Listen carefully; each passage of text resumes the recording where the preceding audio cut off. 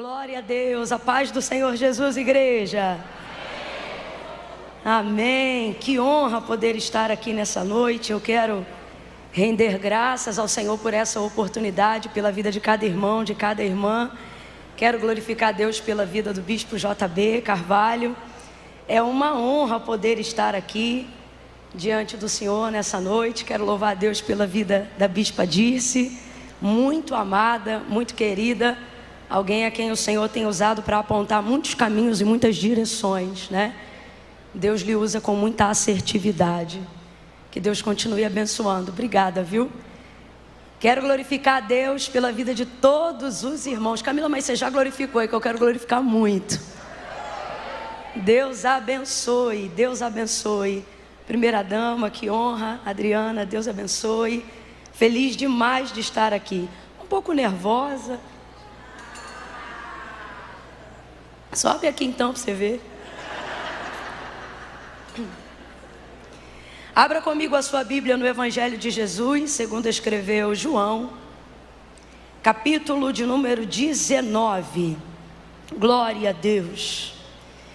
Deus abençoe os obreiros dessa casa, todas as pessoas envolvidas nesse trabalho, gente tão educada, tão amigável, tão amistosa, pelo Ministério de Louvor e Adoração. Gente, quantos aqui já sentiram muito a presença de Deus aqui nesse lugar? Pelo amor de Deus, pela vida daquele moço que estava aqui cantando, como é que ele chama? Gente, o Thomas parece um pardal, ele não vai embora, ele... Que coisa gloriosa, a bochecha dele já estava vermelha, vocês viram? Eu falei, Jesus, que coisa linda. Deus abençoe cada músico, glória a Deus. João capítulo 19, versos de número 23 em diante. Eu vou citando aí os versículos e aí vocês vão acompanhando. Quantos acharam? Podem dizer amém? Amém. Diz assim o texto sagrado: tendo os soldados crucificado a Jesus, tomaram as suas vestes e dividiram-nas em 4 partes, uma para cada soldado. Tomaram também a túnica, que era sem costura, toda tecida numa peça só, de alto a baixo. E disseram uns aos outros: não a rasguemos, mas lancemos sortes sobre ela para ver de quem será. E isto aconteceu para que se cumprisse a escritura. Complete aí para mim, por favor. E isso aconteceu para que se cumprisse a escritura, que dizia: dividiram entre si as minhas vestes e sobre a minha túnica lançaram sortes.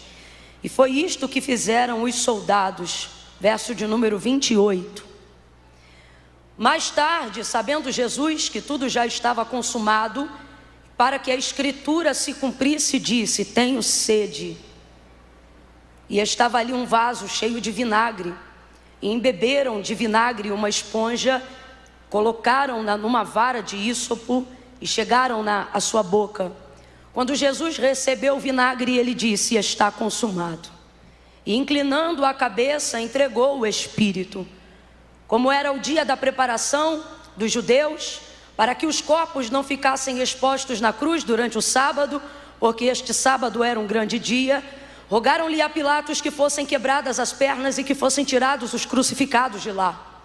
Foram os soldados e quebraram as pernas do primeiro e do outro que com ele havia sido crucificado. Mas chegando-se a Jesus, vendo-o já morto, não lhe quebraram as pernas. Contudo, um dos soldados transpassou-lhe o lado com uma lança, e imediatamente saiu sangue e água. E aquele que viu isto testificou que o seu testemunho é verdadeiro, e ele sabe que é verdade o que diz, para que também vós o creiais, que estas coisas aconteceram para que se cumprisse a escritura que dizia: nenhum dos seus ossos poderá ser quebrado. Aleluia. Complete comigo só mais uma vez assim, esse último versículo que nós lemos: e estas coisas aconteceram para que se cumprisse mais uma vez, para que se cumprisse a escritura. Diga amém por essa palavra. Amém. Eu vou contar de 1 a 3. Quando eu disser 3, eu gostaria que você liberasse uma palavra que determina o rumo profético daquilo que Deus nos confiou como verdade nessa noite. Quando eu disser 3, você vai olhar para quem está ao seu lado e vai dizer para esta pessoa apenas uma palavra, só isso. Porque deixa eu te falar, você não precisa de tudo que acha que precisa para chegar no lugar que Deus determinou, no lugar que Deus disse que você chegaria. Às vezes a gente pensa que Deus depende de circunstâncias favoráveis para fazer cumprir aquilo que Ele nos prometeu. A gente sabe que Ele não precisa, mas vive como se Ele precisasse. Porque diante de qualquer adversidade, qualquer dilema, qualquer dificuldade que se apresenta, uma enfermidade, uma esterilidade, uma porta fechada, um levante, uma afronta, uma dificuldade financeira, uma dívida, uma falência, uma palavra que contraria completamente toda a palavra que Deus determinou ao nosso respeito, tem um poder de nos desestabilizar de uma tal forma. E isso acontece porque obviamente nós não somos dotados apenas de alma, aonde está a nossa intenção, aonde está a nossa personalidade, mas somos dotados também de espírito. E se fôssemos dotados só de espírito, não ficaríamos abalados emocionalmente. Aconteça o que acontecesse, continuaríamos firmes no propósito que Deus já estabeleceu para nós. Mas como também somos dotados de alma, ficamos extremamente abalados emocionalmente, mentalmente, e sabemos que Deus não depende de circunstâncias favoráveis para operar, mas vivemos como se Ele dependesse de ajuda para fazer essas coisas acontecerem. Então, por mais que estejamos aqui reunidos nesta noite debaixo de uma palavra, a verdade é que muitos de nós entramos aqui abalados, pedindo para Deus confirmação acerca de coisas que Ele já disse, pedindo para Deus que continue falando conosco, e Ele, porque é bondoso e é misericordioso, e sabe que não somos mato, sabe que não somos semente, sabe que não somos peixe, sabe que não somos bicho, porque para esses Ele deu uma palavra e eles os obedecem desde o dia em que liberou essa palavra, né? Ele liberou a palavra e Ele disse uma única vez que cada erva dê semente conforme a sua espécie, e cada semente conforme a espécie está nela, e assim para todos os animais e para todas as espécies que já foram criadas, e Deus nunca mais precisou dizer isso de novo. A todas as águas, oceanos, a tudo aquilo que está preso ou debaixo do firmamento, obedece a palavra de Deus desde o dia em que Ele falou, e Ele disse uma única vez, não precisou dizer nunca mais. E tudo o respeita e o obedece desde então. Mas acerca do homem, e Ele é tão bom que Ele se responsabiliza, porque Ele mesmo sabe. Quando Ele nos fez, o texto é claro em dizer: soprou em suas narinas o fôlego de vida, e o homem foi feito alma vivente. Ele sabe, é semelhante, mas não é igual. Ele sabe, lembra a mim, mas não pode ser como eu. Precisa de ajuda, é falho. E por causa da sua bondade, da sua misericórdia, conferências como essa Ele estabeleceu no coração dos homens, para que Ele possa continuar sendo um farol e apontando um destino, independente das circunstâncias, independente das adversidades, independente das tempestades, independente da contrariedade, independente das falhas do nosso caráter, independente das dificuldades da nossa personalidade. Ele continua aqui e Ele está dizendo: eu falo hoje, falo amanhã e continuarei falando, porque céus e terras passarão, a sua ansiedade vai passar, a sua depressão vai passar, mas as minhas palavras nunca passarão. Por isso eu vou continuar falando e me revelando a você pelo poder da minha palavra.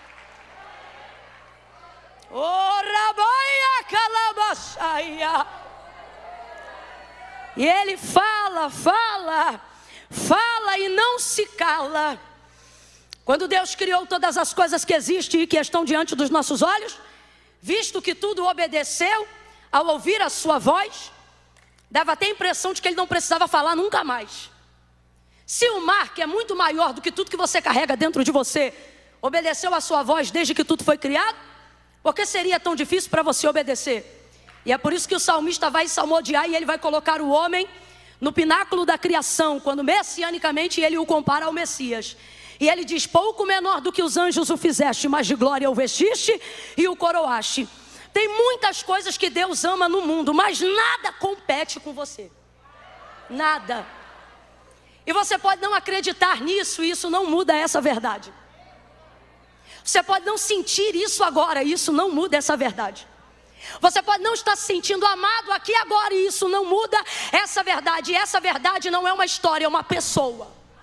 E ela é uma realidade. Esteja você sentindo isso ou não agora, você é o pináculo da criação de Deus. Aquilo que Ele fez e que Ele mais ama e amou.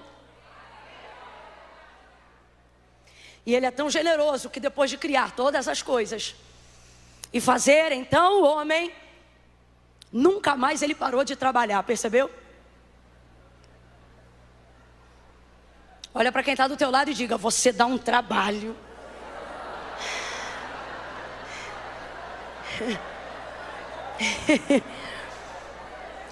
Mas não tem problema, não fique chateado com o trabalho que você dá. Não fique chateado com o trabalho que você está dando. Porque você está dando trabalho para alguém que não se cansa. Você está dando trabalho para alguém que não se fadiga. Eu fico tão triste quando eu vejo um crente podendo pedir para Deus o que ele quiser, e ele diz assim: eu não tenho coragem de pedir. Eu fico tão triste. Porque se tem uma coisa que dá prazer em Deus é trabalhar. Veja, Ele criou rios, oceanos, mares, tudo que existe, tudo que há.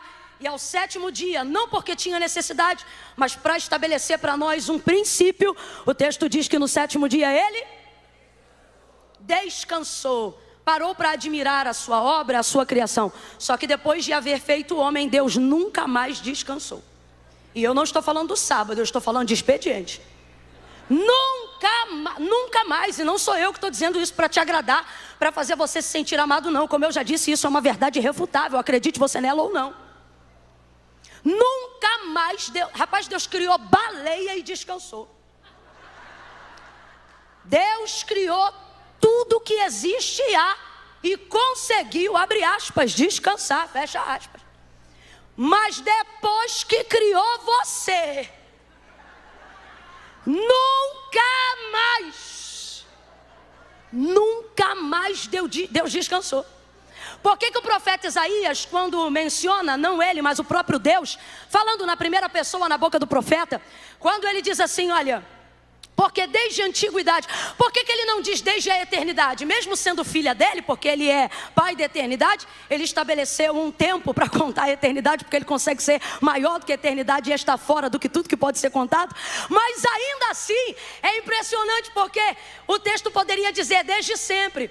Porque Deus existe desde quando? Desde que você passou a conhecê-lo? Não, desde sempre. Então poderia dizer assim, porque desde sempre, mas não diz desde sempre. Veja o texto do profeta Isaías, porque desde a antiguidade. Antiguidade e eternidade são iguais, gente? Não, eternidade é desde sempre. Antigamente é desde um ponto, muito antigo, mais um ponto. Ok? E olha o que ele diz, porque desde a antiguidade, nem com o ouvido se ouviu, e nem com o olho se viu, um Deus que...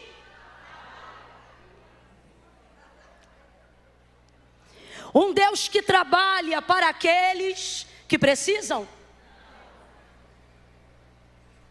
É um equívoco muito grande achar que Deus trabalha só para quem precisa.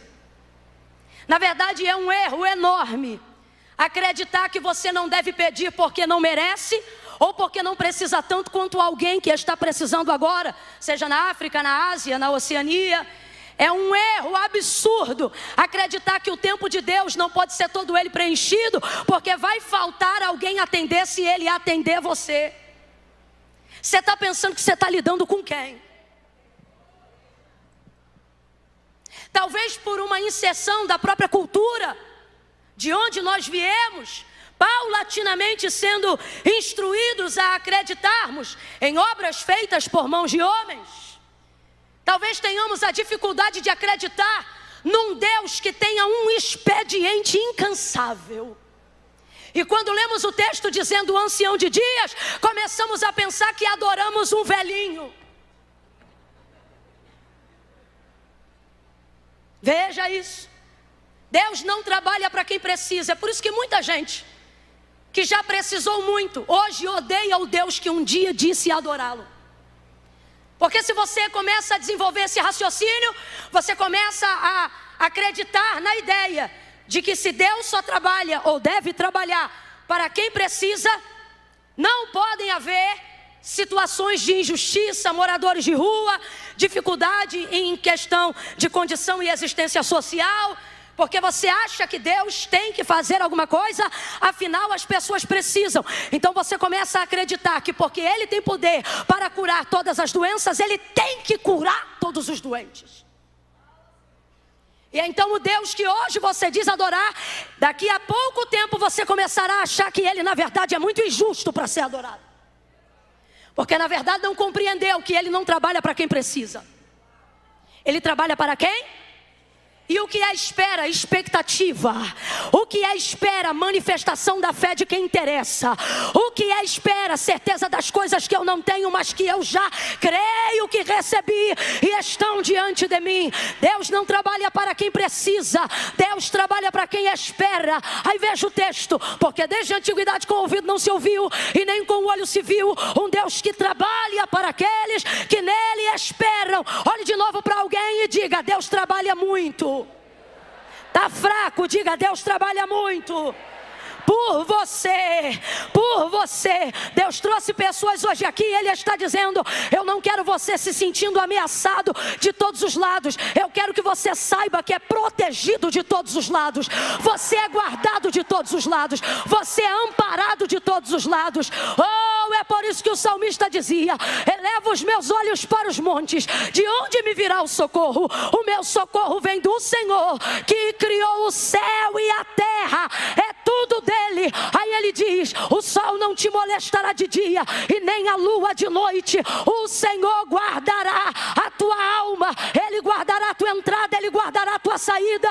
Ele te guardará de todo mal. Oh, aleluia. Deus te trouxe aqui e Ele está dizendo: porque tu tem ficado tanta insônia, tanta gastrite nervosa, tanta calvície por estresse. Deus está dizendo: porventura tu não sabe que tu te cansa, mas eu não. Tu esmorece, mas eu não. Tu falhas, mas eu não. Por isso dorme, porque quem te guarda nunca dormiu e nem vai dormir. Eis que não tosquenejará o guarda de Israel. O Senhor é quem te guarda.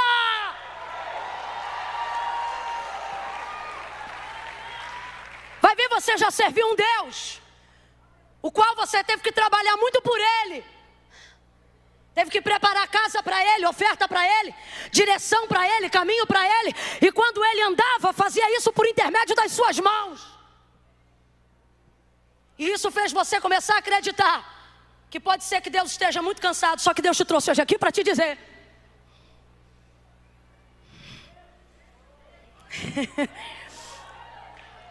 eu trabalho por você quando você nem me conhecia direito.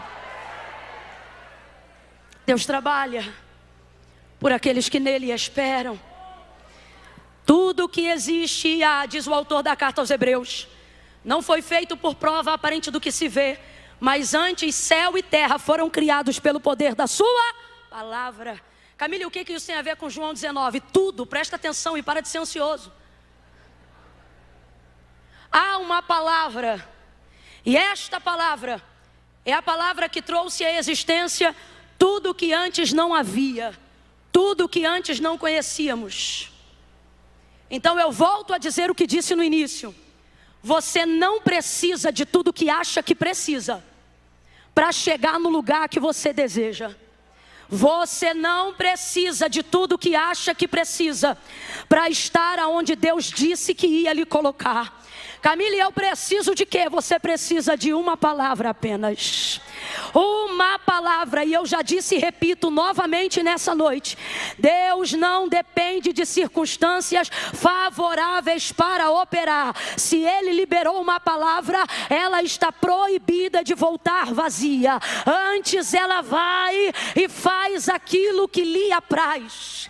Você acha que tem que ter o melhor plano de saúde. Você acha que tem que ter o melhor plano de carreira. Você acha que tem que ter os melhores amigos. Você acha que tem que aumentar a sua cartilha, a sua network. Você acha que tem que ter 2, 3, 4, 5 milhões até o final do ano para conseguir virar uma chave. Tudo isso é planejamento e não é errado fazer. O problema é depositar toda a sua expectativa no seu empenho, acreditando que qualquer coisa que aconteça ou abale o mundo terá o poder de abalar a palavra que Deus liberou a seu respeito. E por isso você tem vivido se desgastando, gastando a sua energia, a energia que você podia estar usando para adorar, a energia que você podia estar usando para descansar diante dele, porque mais fé do que precisa ter quem trabalha, precisa ter quem descansa.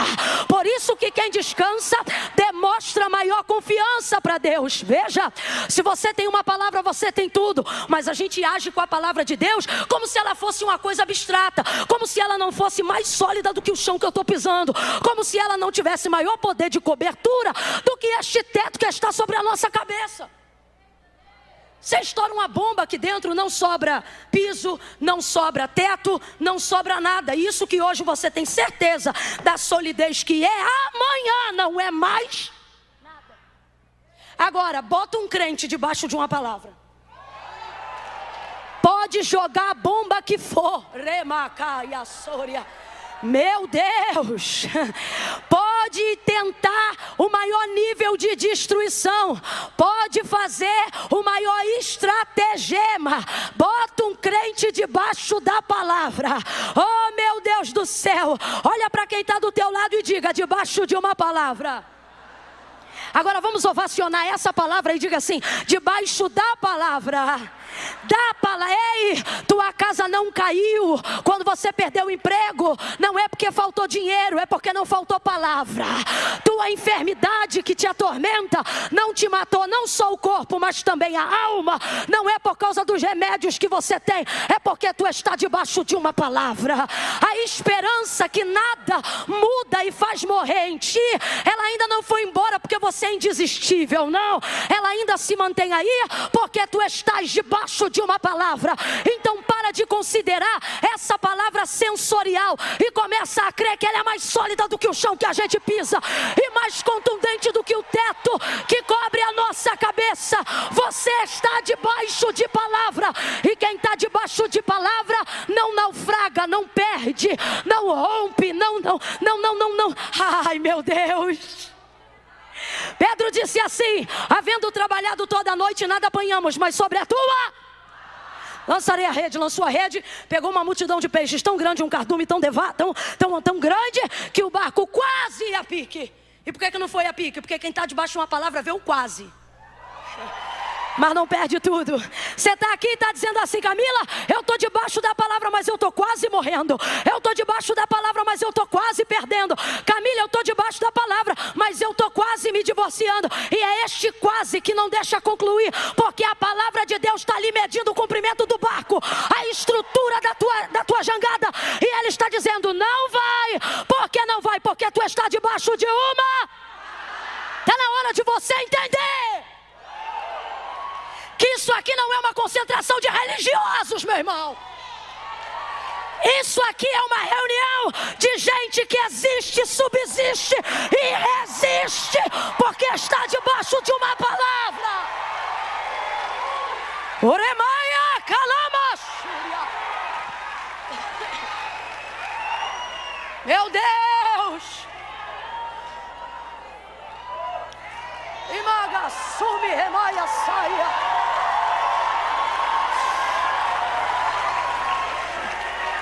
Não é sentimento, por isso não depende da nossa alma. É a palavra de Deus. Camila, ela é realmente poderosa? É tão poderosa que não precisa da gente para nada. Só passa pela gente, mas não depende da gente para nada. Você quer ver? A gente é muito mais sensorial. O que é isso? Colocamos muito mais expectativa e confiança nos nossos sentimentos do que nos objetivos de Deus.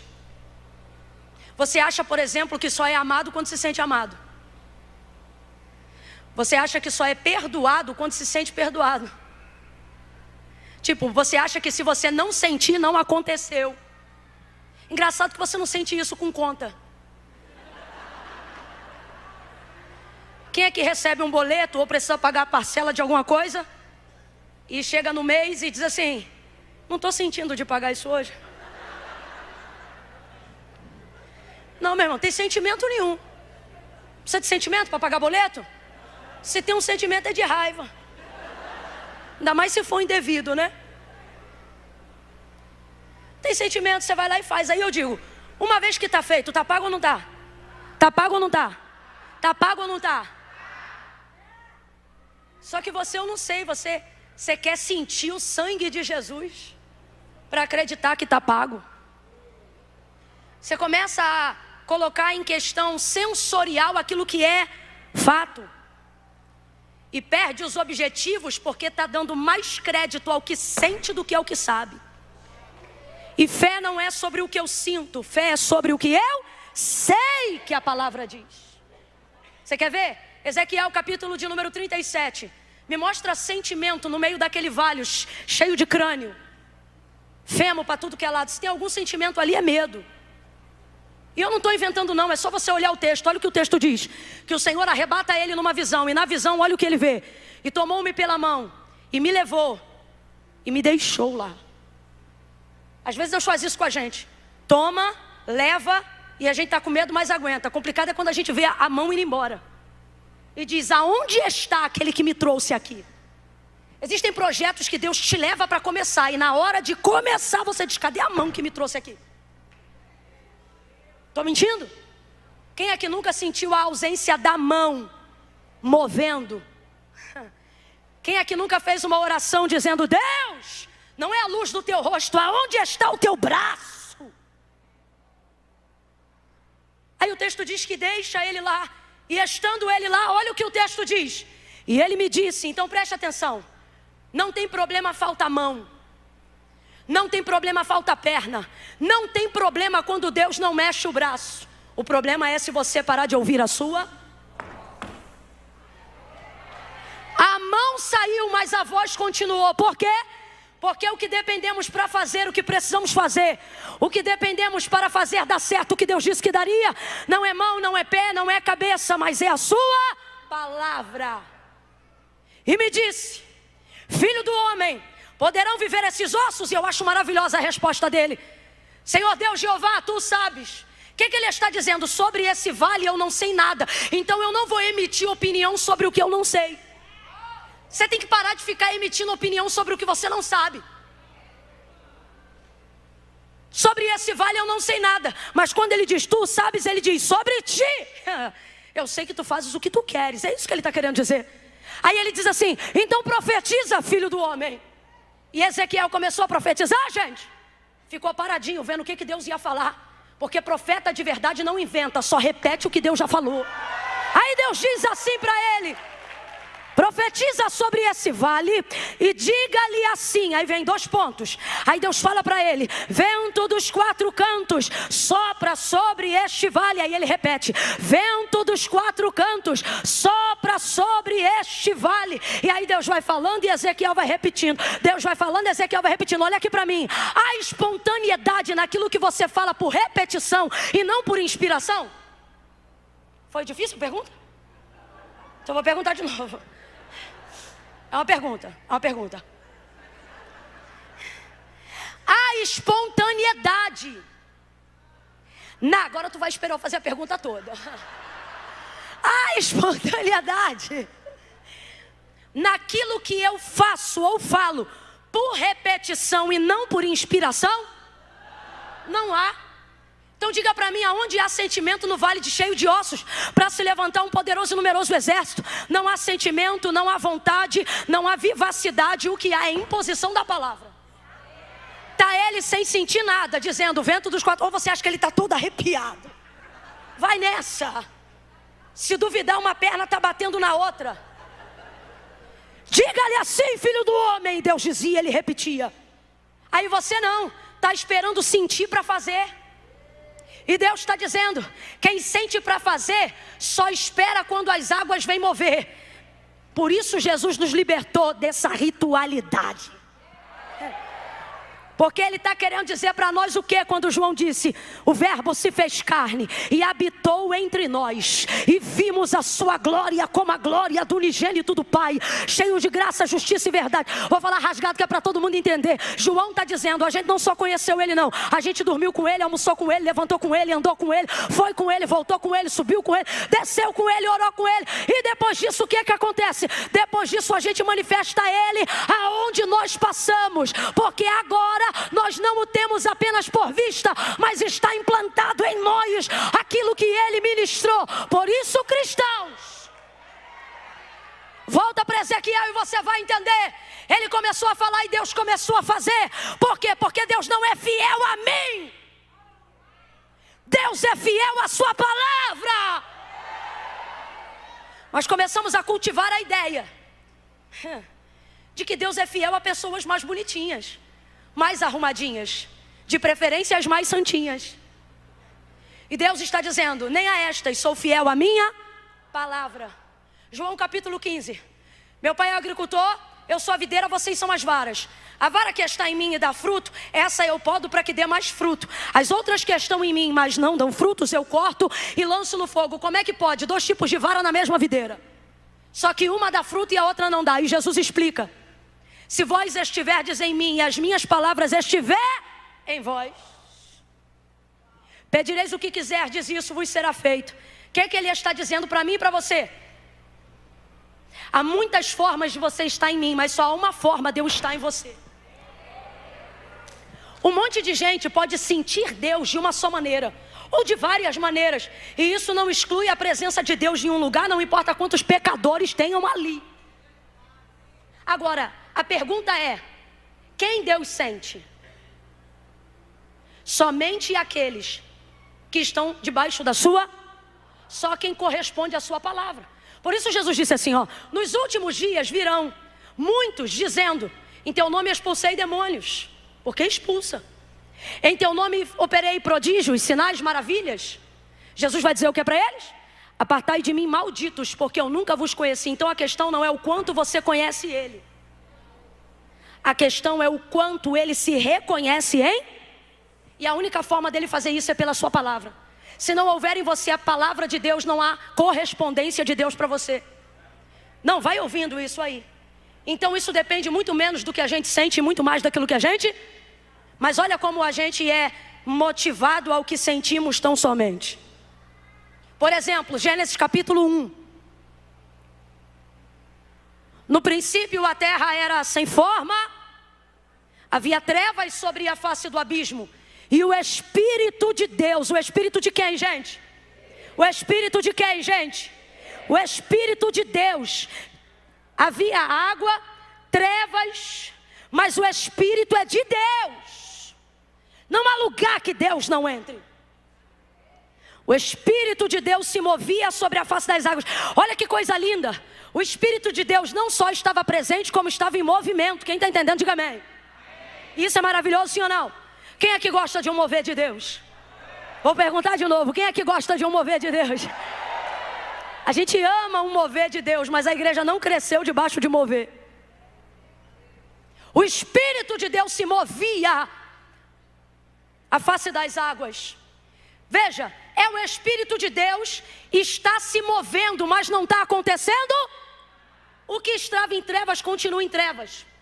O que era abismo continua sendo abismo. E o que era água continua sem terra. Mas é o Espírito de Deus que está se movendo, mas não está fazendo nada, não está transformando nada, não está realizando nada. Mas vai aparecer então o verso que diz: e disse Deus.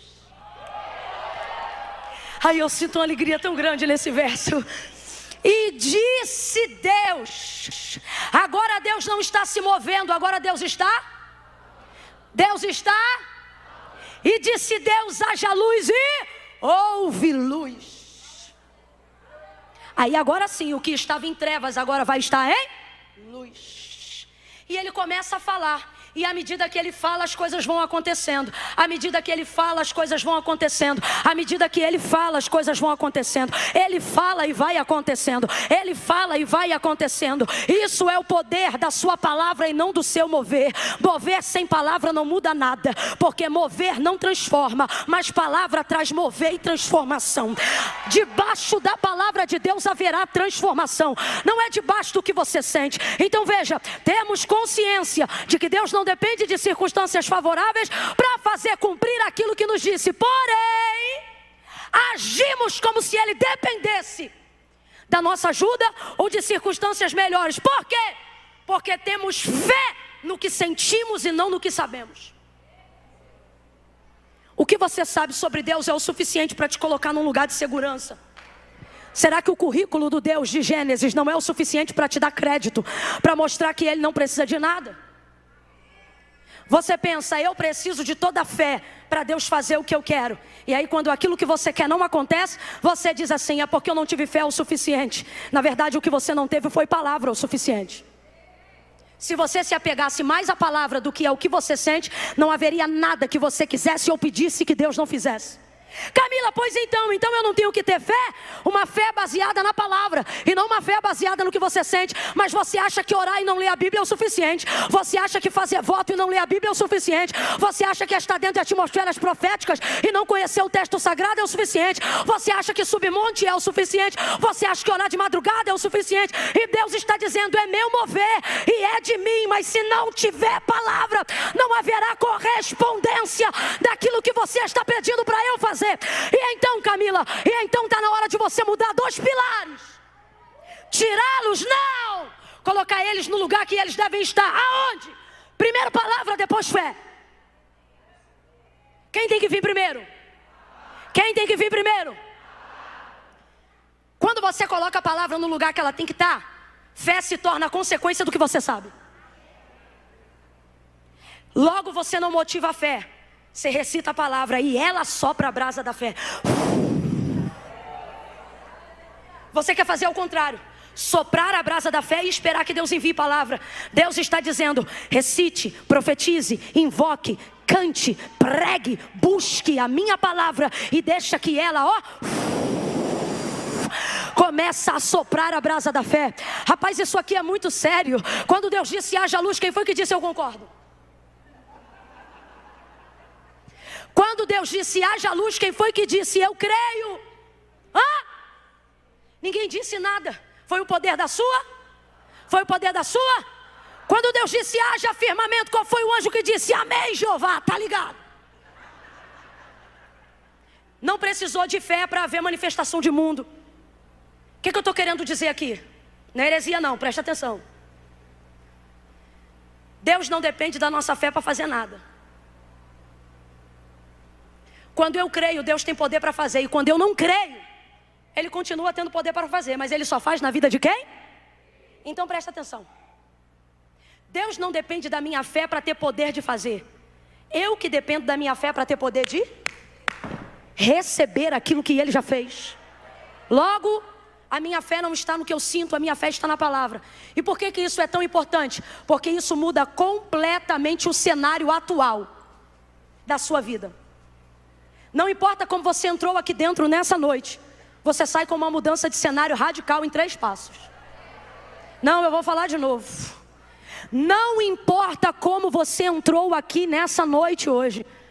Se você entrar debaixo dessa palavra, Deus vai mudar radicalmente todo o cenário e qualquer realidade que você acredite ser impossível a mudança. Sobe aqui a banda que é pra gente terminar junto sobre essa palavra. Camila e João 19, vem agora. Tudo o que João está vendo acontecer no Calvário vai acontecer mediante a palavra. Por quê?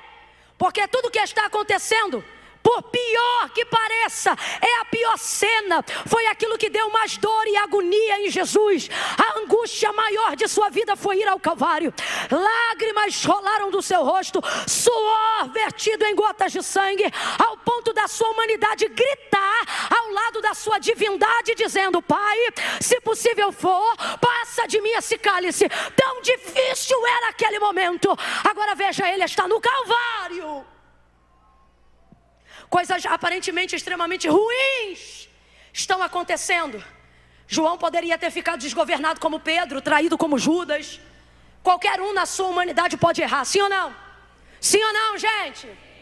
Só que João vai se manter fiel até o final. E uma das coisas que estabelecem para mim e para você um critério de aplicação. O que é isso? Faça igual e você vai viver a mesma coisa. O que é, Camila? Ele tinha o texto de Isaías de cor. Todo mundo aqui tem uma palavra específica mais forte na memória, sim ou não? Pelo menos um texto, nem que seja o Salmo 23 aberto na página amarela. Alguma coisa você tem. E para o judeu, tanto é até hoje, para o judeu, o texto do profeta maior, o texto messiânico de Isaías, é um dos textos que eles repetem até hoje. Manifestam essa palavra. E qual é o texto em questão? O texto que fala da crucificação e da entrega. Aquele que é o leão vai como ovelha muda ao matadouro. Moído pelas nossas transgressões, o castigo que nos traz a paz estava sobre ele, e pelas suas pisaduras nós seríamos sarados. Mas para que todas essas coisas acontecessem, era necessário grande pranto, sofrimento e dor. Ele ia como inocente, sangue imaculado e precioso ao Calvário por amor de nós, para cumprir a vontade do seu Pai. João vai deixar tudo o que ele tem para seguir a este homem que agora é o herói da sua vida. Nem masculinidade direito João apresenta ao ponto de ter vergonha de se aproximar de Cristo. Pelo contrário, ele o abraça como um pai, o beija como um amigo, encosta a sua cabeça no seu peito, de tanto que o ama. Ele deixou empresa, deixou pesca, deixou rede, deixou fundo de garantia, deixou aposentadoria. Ele largou tudo para trás, meu irmão, para seguir esse homem. Aí pense em você na situação de João. Vê leproso ser curado, vê prostituta convertida. Pense você na condição de João. Vê um homem que tem poder para andar sobre as águas. Pense. Um homem que tem poder para fazer tudo, permitir-se ser tão castigado no Calvário. E é aqui na verdade que ele ostenta o maior poder que ele tem. Porque maior poder não tem quem faz o que pode, mas tem quem podendo não faz. Só para poder viver o que Deus quer que viva. Aí ouve isso. O texto diz que os soldados pegaram suas vestes, repartiram, lançaram sortes. João podia ficar desesperado, mas ele mantém o controle naquela cena. Olha para quem está do teu lado e diga assim: debaixo da palavra, você tem o controle. 3 passos. Primeiro, o texto diz que pegaram as vestes dele, rasgaram, lançaram sortes. E João vai dizer: os soldados fizeram isso. Mas por que eles fizeram? Ele escreve: para se cumprir a... Vamos substituir escritura por palavra, porque estamos falando da mesma. Então quando eu perguntar, você diz palavra, tá bom? É a palavra de Deus. Ele diz: os soldados fizeram isso para se cumprir a... Os soldados fizeram isso para se cumprir a... Ora, João, então decida e diga para nós, quem fez isso? Os soldados ou a palavra? Os soldados, mas eles fizeram por causa da... Porque estava escrito, e a palavra dizia: dividiram entre si as minhas vestes, e sobre a minha túnica lançaram sortes. Então o que João está vendo? A maldade se manifestando? O que João está vendo? O ódio cumprindo o seu querer? Enquanto você levar as coisas para o pessoal, você não vai ver o cenário como Deus está vendo. Parece que eu vejo Davi metendo a mão nos peitos do camarada e dizendo assim: segura aí, Por que segura? Porque quando você está debaixo de palavra, você não deixa ninguém intervir no que está acontecendo. Quando Deus deu o trono para Davi, e não tem inferno nem Absalão que tire. Não tem inferno nem Absalão que tire. Mas quem poderia tirar Davi se não entendesse que tudo que está acontecendo, por pior que pareça, por mais descontrole e desgoverno que pareça, é como uma orquestra cuja batuta do ritmo está na mão de Deus. E Deus está orquestrando. Você diz que levante, e Deus diz: está orquestrando. Você diz que fúria, e Deus diz: estou orquestrando. Você chama que prova, e Deus diz: é o melhor treinamento que eu já dei. Deus está dizendo: ei, comece a olhar o cenário pelo prisma de Deus. Se você está debaixo de palavra, pare de tratar o inimigo como seu opositor e não desça para o nível dele. Ele jamais vai poder subir para o seu. Então, deixa ele fazer o que ele tem que fazer. E você fica debaixo da palavra. Quando eu estou debaixo de palavra, meus inimigos se tornam funcionários da promessa que Deus liberou. Segundo, vendo que tudo já estava consumado, ele disse: tenho sede. Por que ele fez isso? Porque só faltava uma coisa para ele sair daquela situação e entregar o espírito dele para Deus. Aí eu te pergunto: você faria o que precisa ser feito se eu te dissesse que o que te tira desse cenário de caos não é uma atitude de Deus, mas é uma atitude sua? Você faria o que tem que fazer? Tipo o que, Camila? Tipo pedir perdão quando você não fez nada. Jesus disse: quero água. Quem lembra do texto? Jesus disse: quero água. Jesus disse o quê? Sabe o que ele está dizendo? Se ele tem consciência da palavra, ele sabe que não vão dar água para ele. Vão dar o quê? Jesus sabia ou não sabia que ia beber vinagre ao invés de água? Só que mesmo assim ele disse: eu tenho sede, mesmo sabendo que iria beber. Porque ele não está pedindo porque precisa, está pedindo para cumprir Ele não está pedindo para cumprir um desejo. Ele está pedindo para cumprir um mandamento, uma ordem. O que isso significa? Deus está dizendo: as maiores viradas de chaves na sua vida não tem a ver com o que eu faço, mas tem a ver com o quanto você aguenta se humilhar diante daquilo que eu já estou fazendo.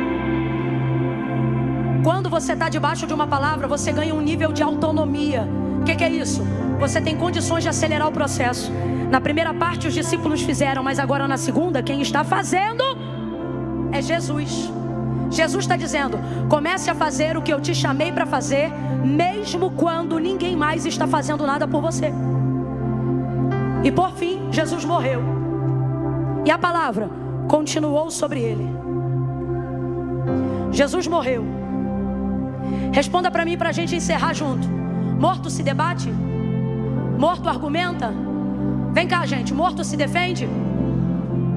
Camila, o que isso significa? Significa que tem situações na sua vida que mesmo que a palavra de Deus sobre a sua vida seja a palavra de vida, haverão momentos que você vai estar como morto. Terá boca, mas não poderá falar. Terá mão, mas não poderá mexer.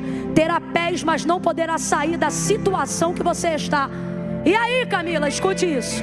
Primeiro eles fazem cumprir, depois Jesus faz cumprir, e terceiro, a própria palavra se cumpre.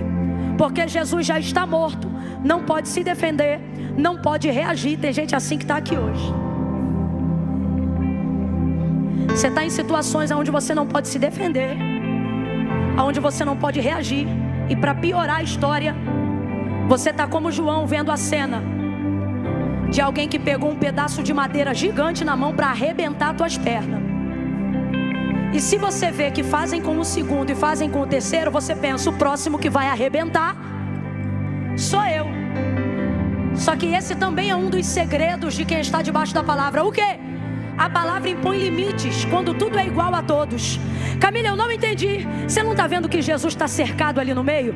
Quando os soldados vieram para arrebentar as pernas dos crucificados, não seria natural, se começou pelo primeiro, depois ir ao segundo e então ao terceiro? Só que Deus está dizendo, quando você está debaixo da palavra, coisas que acontecem com todo mundo não vão acontecer com você, porque você está cercado. Você está cercado. Gente, há uma unção profética tão forte aqui. Deus está dizendo, você está cercado. 1000 cairão ao teu lado, 10.000 à tua direita, mas tu não serás atingido. Camila, mas eu não estou em condições de reagir. Eu estou debaixo da palavra, mas estou deprimido. Eu estou debaixo da palavra, mas estou cercado. Eu estou debaixo da palavra, mas estou imobilizada. Como é que eu vou fazer? Fez então o último segredo. Deus diz assim: quando você vive a sua vida para cumprir a minha palavra se mantém viva até depois da sua morte. Olha o que é que vai acontecer. Os soldados arrebentam o primeiro, pá! Arrebentam o terceiro, pum! Cai cruz, cai madeiro, é mão que rasga do cravo, é pé e joelho que bate no atrito do chão, é rótula que se arrebenta para tudo que é lado. E Jesus, alguém pensa, é o próximo. Gente, no mundo espiritual, Satanás está pensando que a batuta da orquestra da nossa vida está na mão dele, e ele está dizendo assim com ameaças: o próximo é você. O próximo é você. O próximo é você. Só que João está dizendo, ninguém me contou não, eu vi. E esse vai ser o testemunho, sabe por quê? Porque depois de muitos anos dentro da nossa nação, nós vamos ser testemunhas, não do que os outros viveram, mas da história que Deus está escrevendo através da vida daqueles que se colocaram debaixo da palavra. Oh meu Deus, não conseguem quebrar Jesus. Aí João vai dizer assim: eu sou João, eu sou testemunha do que aconteceu. Ele diz assim: quebraram o primeiro, quebraram o terceiro, chegando-se porém a Jesus. Agora presta atenção, isso aqui é um ato profético que Deus está mandando eu fazer agora. Pergunte qual é o nome da pessoa que está do seu lado agora. Pergunte para ela qual é o seu nome. Você sabe o nome dela? Aprendeu? Se você não ouviu, pergunte de novo. Pergunte de novo, porque eu vou contar de 1 a 3. No 3, você vai dizer que não quebram essa pessoa. Você vai dizer, mas o fulano não quebram, mas o fulano não quebram, mas o ciclano não quebram. Bora que eu também tenho que ter alguém. Meu nome é Camila, teu nome é qual? Qual é teu nome? No 3 você vai ter que dizer meu nome dizendo que não vão me quebrar, e eu vou dizer o teu nome dizendo que não vão te quebrar. Qual é teu nome? Qual é meu nome? Qual é teu nome?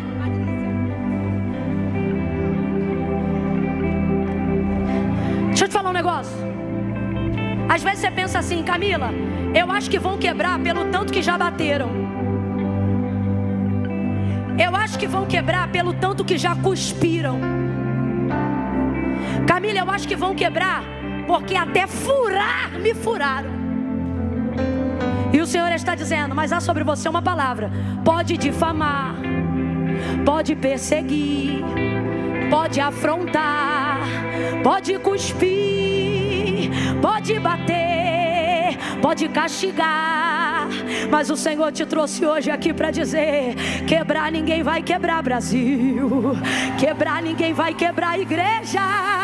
Paulo, Camila, por que esse profético é conosco, é com a igreja, é com a nação? E se tem mais alguém que trouxe a bandeira igual aquela moça, pode levantar para o alto, porque Deus te trouxe aqui para dizer, sabe o que é para você?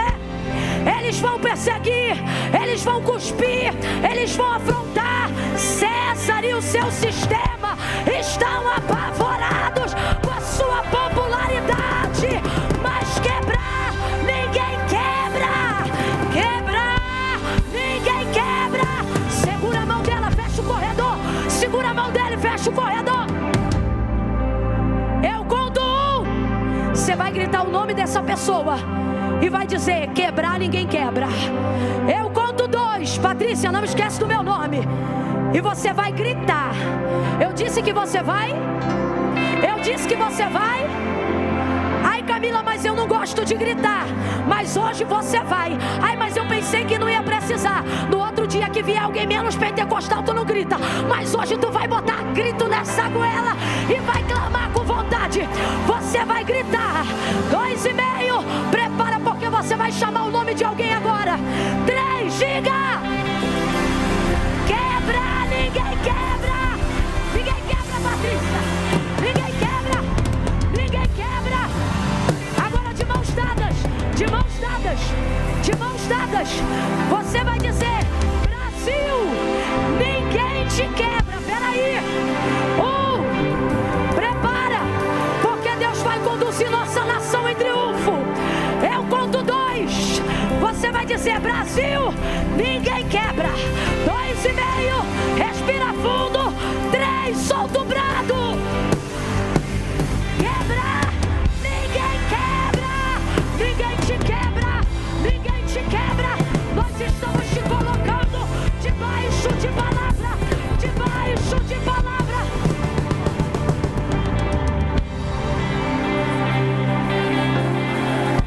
Boa, boa. Vai quebrar não. Ih, levanta essa cabeça, menino. Ih, quebra não. Tu vem mancando, mas vem. Vem se arrastando, mas vem. Vem com Rivotril na bolsa, mas vem. Porque quebrar não quebra.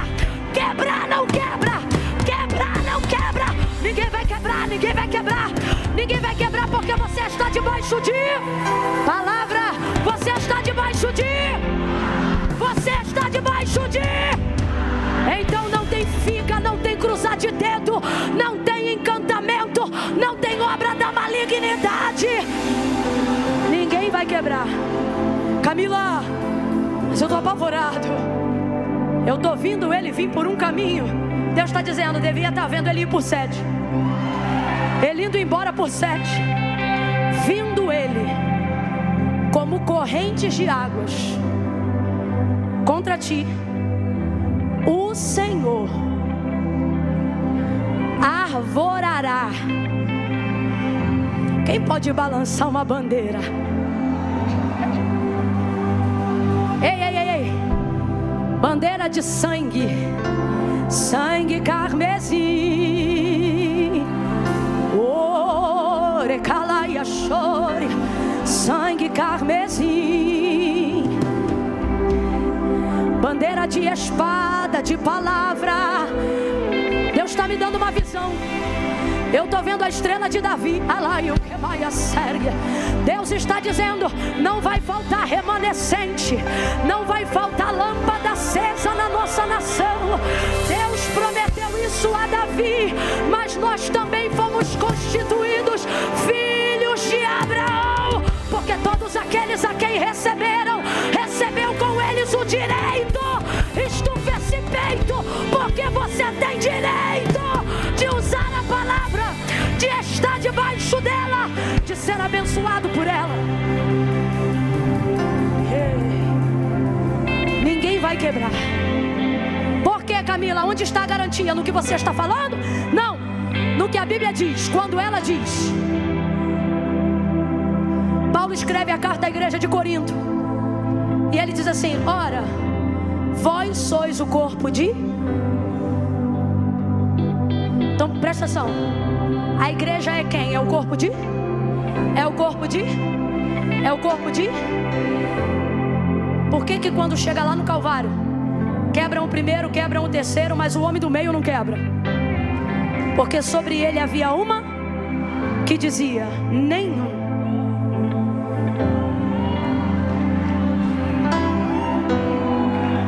Talvez hoje aqui, como membro atuante do corpo de Cristo, você seja um pedacinho daquele osso do ouvido que é pequenininho, é martelo que chama? Vai ver, você é um martelo.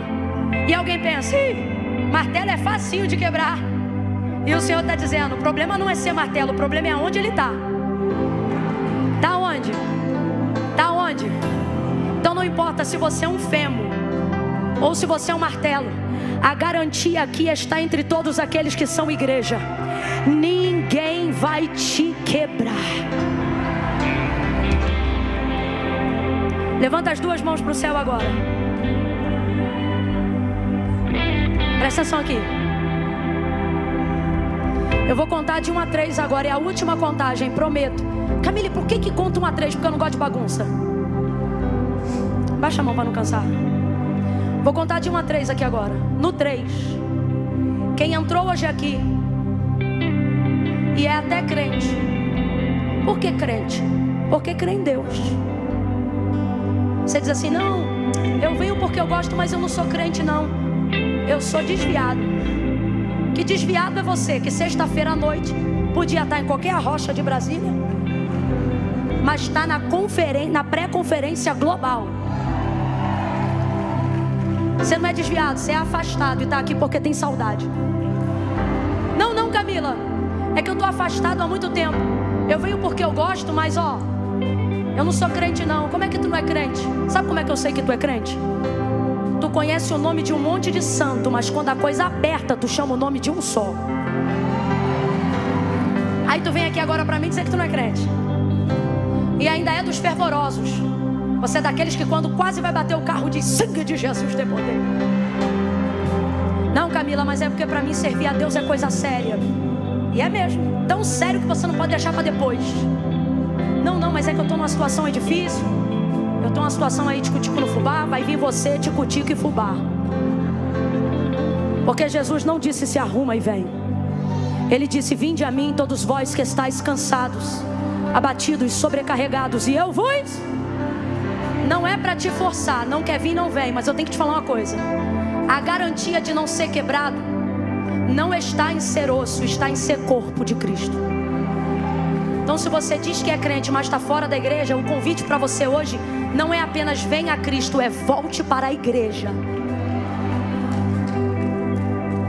Volte para a igreja. Vai ser assim, eu vou contar 1, 2, 3. Quem está afastado, quem se diz desviado. Não, Camila, eu sou desviado. Desviado não frequenta culto.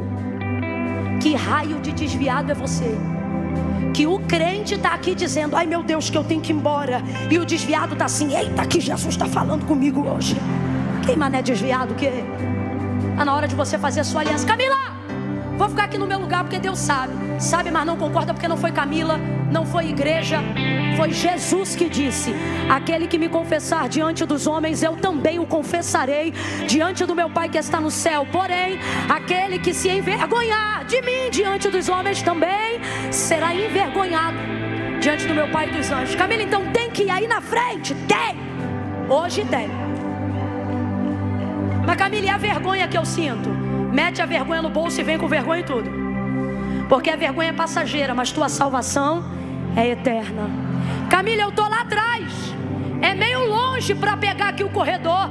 Nós vamos abrir um caminho para você agora. Eu conto 1, abram os corredores. Abram os corredores. Aonde tiver corredor, abra o corredor aí agora. Abra o corredor, abra. Onde tiver, abra o corredor. 2. Quem já serve ao Senhor vai começar a orar agora. Comece a orar agora. Comece a orar agora. Senhor, aonde houver alguém que já te ama, mas nunca tomou uma decisão. Camila, tem que ir aí? Tem. Eu vou ter que falar alguma coisa? Não. Por isso eu estou dando garantia de confissão pública de fé a quem sair do lugar e vir para o altar. Agora presta atenção. Camila, eu sou de uma igreja aqui perto, posso ir aí na frente? Não vem que eu não estou te chamando. Só estou chamando quem não precisa de ninguém para entender. Estou afastado, vou me consertar hoje. Estou distante, vou me reconciliar. Deus trouxe essa palavra porque Ele sabe que eu estou debaixo de palavra e eu preciso me consertar. 2,5. Nós vamos deixar para aplaudir juntos só no final, tá bom? 2,45. Levanta a mão e começa a interceder. Aumenta o nível da intercessão aí. Camila, eu estou aqui atrás, é meio longe. Longe é o céu sem Cristo. Vem aonde você estiver agora. Está afastado, vem. Está enrolado, vem. Não, Camila, primeiro eu vou consertar minha vida. Depois que eu consertar, eu vou. É por isso que você não conserta. Porque foi o próprio Jesus que disse: sem mim, nada podeis fazer. Então eu digo, 3. Tira teu pé do chão e vem para o lugar agora fazer a tua aliança com Deus.